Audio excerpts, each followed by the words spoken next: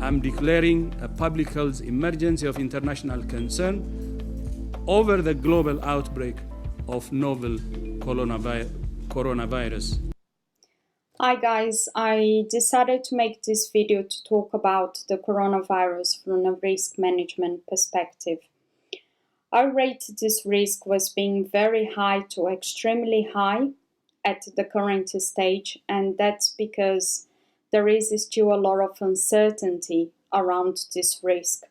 Also because the doctors are not certain about the treatment, and vaccination might take up to 16 days to get produced and tested on humans. Also, when we look into the timeline, I'm not a doctor, but if you think about the date when this risk was actually discovered was on the 12th of December instead of the 20th of January, when it was reported by the WHO. So those people, they had the virus already, they have traveled, they gone to the supermarket and they didn't know they had this virus. The numbers we currently see online, they might be much higher of people infected around the world than it has been reported so far. The US have closed borders with China, Australia have closed border with China, and I believe other countries have done the same. But the controls are not still working because the numbers of people getting sick and dying from it, they are only increasing. So that's why I'm rating this risk quite high. Another key factor is because logically, if you think about this, one of the symptoms from this virus is that the doctors have identified that from a few people who died, they encountered water on the tiny sacs on the lungs that takes the oxygen from the air. So that means that those people, they have received treatment in time, but it wasn't enough.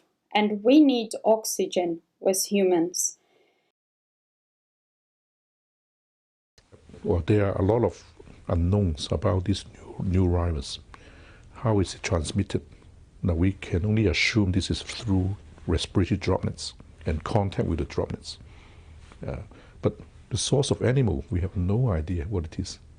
Okay, so if you don't know the source, it makes it difficult.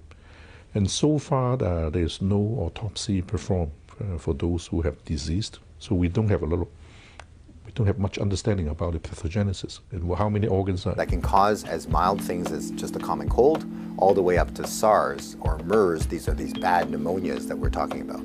And basically what these viruses are, they look like a tennis ball with all these spikes sticking out of it. And depending on the type of spike, it allows that virus to attach to certain places. So some viruses, they have the spike that attaches to your nose. So basically you just get a common cold. But the SARS virus and this new virus that we're talking about has the spike that allows it to attach to the cells in your lung. And when it attaches there, it puts in information to make photocopies of itself. So it uses our equipment to make more viruses. Leave your comments about this video. I think at the moment I'm not making these statements to cause panic, but to prevent furthermore to open communication with the people, because at the moment the government and the media needs to take responsibility of what's happening and to communicate the right things. I have been doing a lot of researching about this virus for the past days. I've found a lot of information that's still quite hidden from the public. Was purely doing research, and one of the articles from The Guardian, it actually tried to say, what is the coronavirus and how worried should you be? And then it tries to define the coronavirus, doesn't define it, and says we should not be worried. Well, if you can't define something, you cannot say that we should not be worried and everything is fine. People need to understand what's happening around the world with a clear picture.